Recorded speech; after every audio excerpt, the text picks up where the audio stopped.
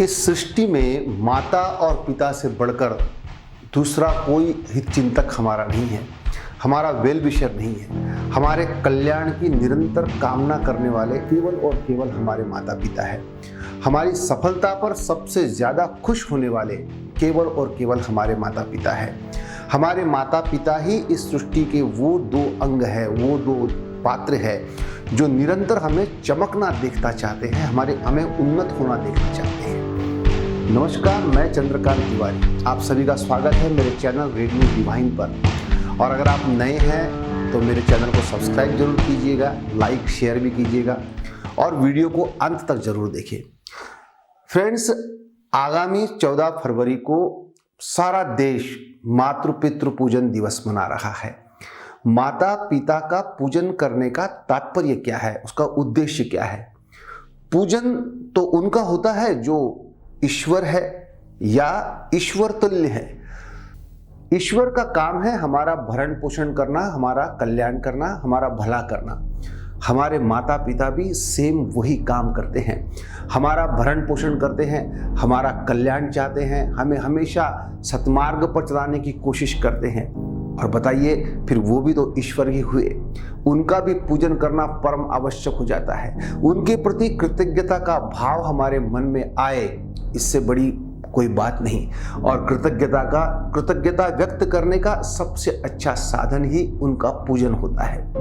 माता पिता के त्याग के प्रति, उनके समर्पण के प्रति, उनकी महानता के प्रति कृतज्ञता व्यक्त करना हमारा धर्म है।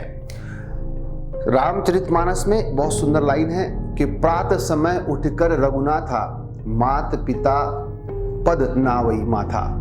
मतलब सुबह उठकर भगवान श्री राम अपने माता पिता के चरणों में वंदन करते हैं। भगवान श्री राम जो स्वयं ईश्वर है, वे भी अपने माता पिता को वंदन करते हैं। ये इस बात का प्रमाण है कि माता पिता का स्थान ईश्वर से भी बड़ा है। दुर्गा सप्तशती में माँ भगवती की प्रार्थना करते वक्त एक लाइन आती है कि संतान भले ही कुपात्र हो जाए लेकिन माता कभी कुमाता नहीं होती।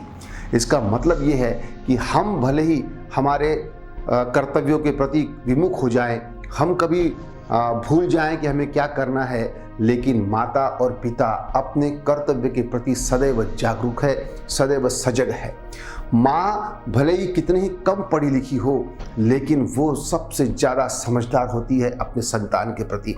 वो अपने संतान का चेहरा देखकर ये समझ जाती है कि आज उसे किसने डांटा है, उसे भूख लगी है, या आज उसकी तबीयत कुछ ठीक नहीं है, या आज वो बहुत खुश है, या आज वो बहुत नाराज है। ये सब केवल अपने बेटे का या बेटी का चेहरा देखकर माँ समझ सकती है। यहाँ पर उसका एजुकेशन कोई मायने नहीं रखता। वैसे ही पिता का त्याग, पिता का समर्पण, पिता अपनी सारी ख्वाहिशों को मारकर अपने बच्चों की इच्छाएं पूरी करने के लिए जी तोड़ कोशिश करता है। किसी ने बहुत खूब कहा है कि जेब खाली हो फिर भी मना करते नहीं देखा, मैंने अपने पिता से अमीर इंसान इस दुनिया में नहीं देखा। तो सचमुच यही बात है कि जब अपने बच्चों की इच्छाएं पूरी करनी होती है तो पिता अपनी इच्छाओं को तिलांजलि दे देता है, बाजू में रख देता है। ऐसे माता पिता का सम्मान, उनके प्रति परम आदर, ये हमें नित्य होना चाहिए। केवल एक दिन के पूजन से ये काम नहीं होगा, क्योंकि उनका जो त्याग है, उनका समर्पण है, ये इसकी कोई कंपैरिजन सृष्टि में दूसरा कोई नहीं कर सकता। उनसे बड़ा कोई हमारा चिंतक नहीं हो सकता। माता पिता का साया जब तक सिर पर है तब तक उनका आदर करो, तब तक उनका सम्मान उनके जीते जी कर लो, उनको खुश कर दो।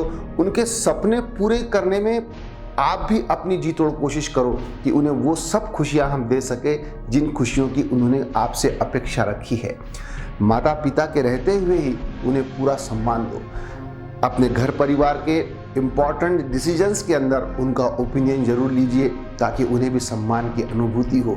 एक बार माता पिता का साया सिर से उड़ जाने के बाद जब लोग आपको आपके माता पिता की महानता के बारे में बताएंगे, तब आपके पास केवल पश्चाताप के आंसू बचेंगे और कुछ नहीं। इसलिए जब तक वो आंखों के सामने हैं, उनकी सेवा, उनकी केयर, उनका सम्मान, ये हमारा धर्म है। मातृ पितृ पूजन दिवस का उद्देश्य ही केवल इतना है कि निरंतर हम हमारे माता पिता को सम्मान की निगाहों से देखें, न कि उनका एजुकेशन देखें, न कि उनका रहन सहन देखें तो केवल उनकी भावना अपने संतान के प्रति क्या रही है।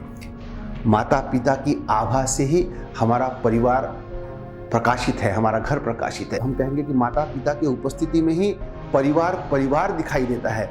वो अगर नहीं है तो सब कुछ अधूरा है। इसलिए अपने माता पिता को जीते जी ढेर सारी खुशियां दे, पूरा सम्मान दे, और जितनी ज़्यादा खुशियां हम उन्हें दे सके उतनी ज़्यादा खुशियां उन्हें दे, ताकि उन्हें भी एक माता पिता होने का गर्व हो।